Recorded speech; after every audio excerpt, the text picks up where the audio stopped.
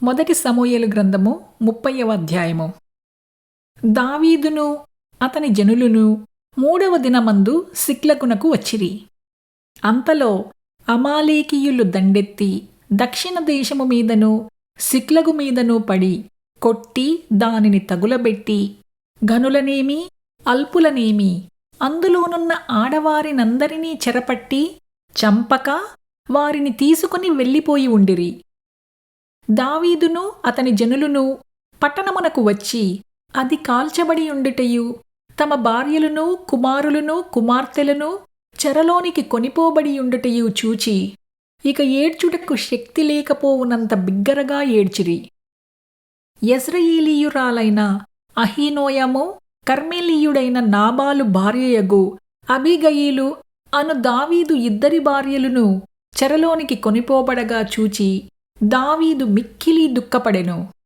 మరియు తమ తమ కుమారులను బట్టియు కుమార్తెలను బట్టియు జనులకందరికీ ప్రాణము విసికినందున రాళ్ళు రువ్వి దావీదును చంపుదము రండని వారు చెప్పుకొనగా దావీదు తన దేవుడైన యెహోవాను బట్టి ధైర్యము తెచ్చుకొనెను.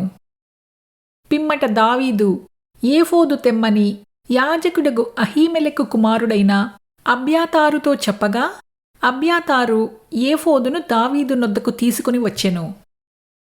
నేను ఈ దండును తరిమిన ఎడల దాని కలుసుకొందునా అని యెహోవా యొద్ద దావీదు విచారణ చేయగా యెహోవా తరుము, నిశ్చయముగా నీవు వారిని కలుసుకొని తప్పక నీ వారినందరినీ దక్కించుకొందువని సెలవిచ్చెను. కాబట్టి దావీదు అతని యొద్దనున్న 600 మందియును బయలుదేరి బెసోరు వాగు గట్టుకు రాగా వారిలో 200 మంది వెనుక దిగ విడువబడిరి. దావీదును 400 మందియును ఇంకా తరుముచూ పోయిరిగాని ఆ 200 మంది అలసటపడి బెసోరు వాగు దాటలేక ఆగిరి. ఆ 400 మంది పోవుచుండగా పొలములో ఒక ఐగుప్తీయుడు కనపడెను. వారు దావీదు నొద్దకు వాని తోడుకుని వచ్చి వాడు 3 రాత్రింబగళ్ళు అన్నపానములేమియూ పుచ్చుకొనలేదని తెలుసుకొని వానికి భోజనము పెట్టి దాహమిచ్చి మంచి అంజూరపు అడలోని ముక్కను 2 ద్రాక్షా గెలలను వానికిచ్చిరి. వాడు భోజనము చేసిన తరువాత వాని ప్రాణము తెప్పరిల్లగా దావీదు నీవు ఏ దేశపు వాడవు, ఎక్కడి నుండి వచ్చితివని వానినడిగెను. అందుకు వాడు నేను ఐగుప్తీయుడనై పుట్టి అమాలేకీయుడైన ఒకనికి దాసుడనైతిని. 3 దినముల క్రిందట నేను కాయిలా పడగా నా యజమానుడు నన్ను విడిచిపెట్టిపోయెను.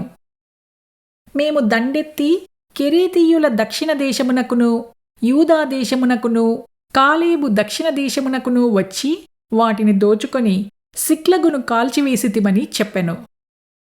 ఆ దండును కలుసుకొనుటకై నీవు నాకు దోవచూపుదువా అని దావీదు వానినడుగగా వాడు నేను నిన్ను చంపననియూ నీ యజమానుని వశము చెయ్యననియూ దేవుని బట్టి నీవు నాకు ప్రమాణము చేసిన ఎడల ఆ దండును కలుసుకొనుటకు నీకు దోవచూపుదుననెను.